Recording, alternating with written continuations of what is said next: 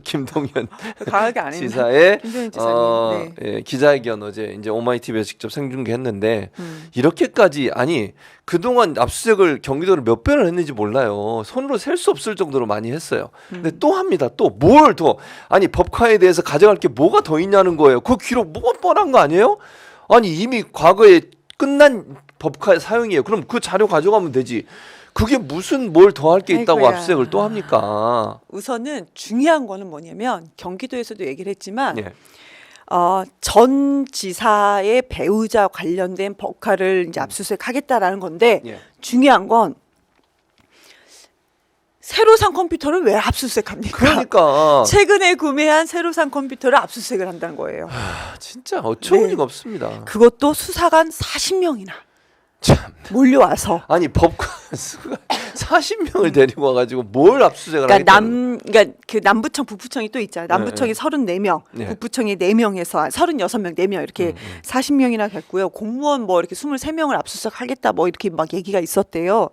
그래서 뭐 특정 부서 3곳을 한다고 하는데 무슨 도지사 비서실이라든지 뭐 도의회 뭐 이렇게 등등 이렇게 3곳을 좀 집중적으로 좀 했었나 봐요. 예.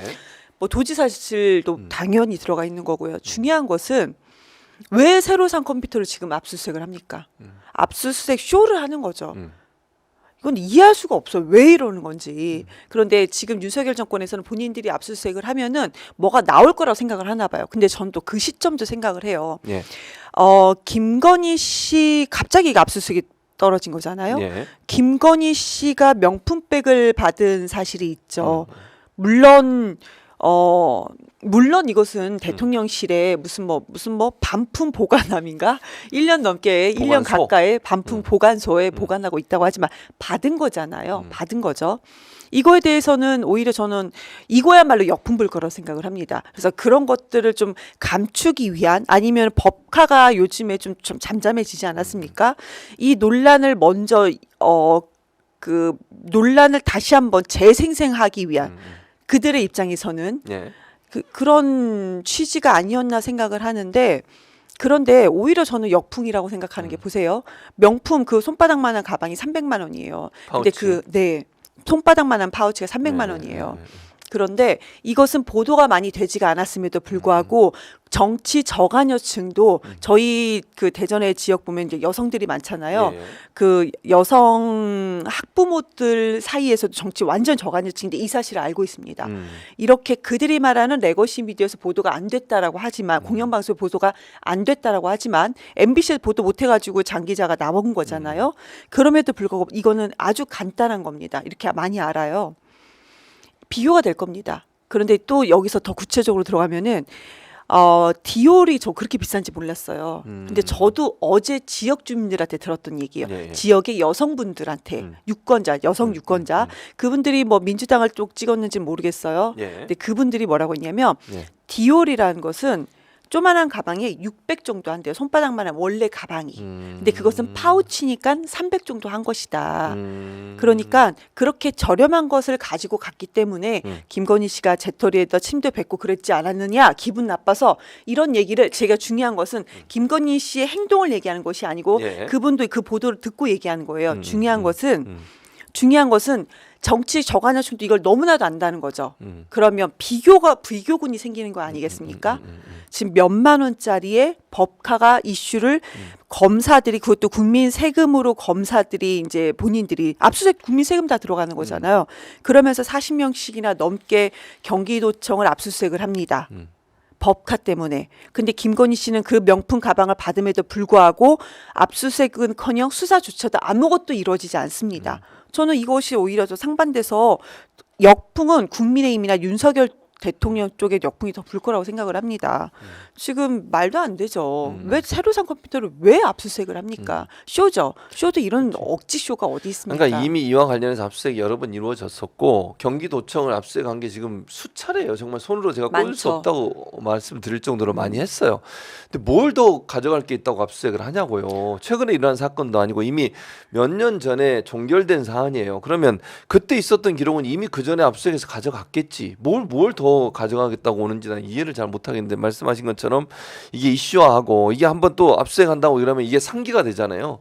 그럼 법화 문제는 도덕적으로 윤리적으로 비판을 할 수 있는 지점들을 만들어내기 위한 하나의 수단이 아닌가 하는 생각이 드는데 해도 너무한다. 이런 식으로 할 것 같으면 김건희 여사 압수수색은 여러 번 했어야 돼요. 이런 논리로 따지면.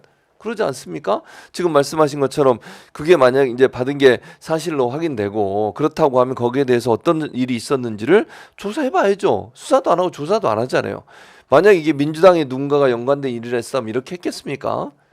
그러지 않잖아요. 아니 그리고 그렇죠. 그리고 지금 보면은 압수수색을 300곳이 넘게 되어 있어요. 이재명 대표에 대한 압수수색이 300곳이 넘어요. 그러니까 이 300곳이 넘는 것은 이제 김종인 지사 도청 압수수색은 이제 제외하고도 그렇게 예. 넘는 건데 예. 2년 정도 이렇게 덜었으면 뭐라도 나와야죠. 나온 게 없어요. 예를 들어서 법칼을 사용했습니다. 현찰도 아니에요. 어디서 뭔가 숨겨놓은 현찰을 사용하던 것도 아니고 예. 법칼을 카드 내역을 사용했다는 겁니다. 그렇죠. 이거 이렇게 어렵습니까? 이렇게 수십 명이 압수수색을 진짜 300번, 400번 가까이 해야 될 일입니까? 예. 그런데 이번에 진짜 역풍 불 겁니다.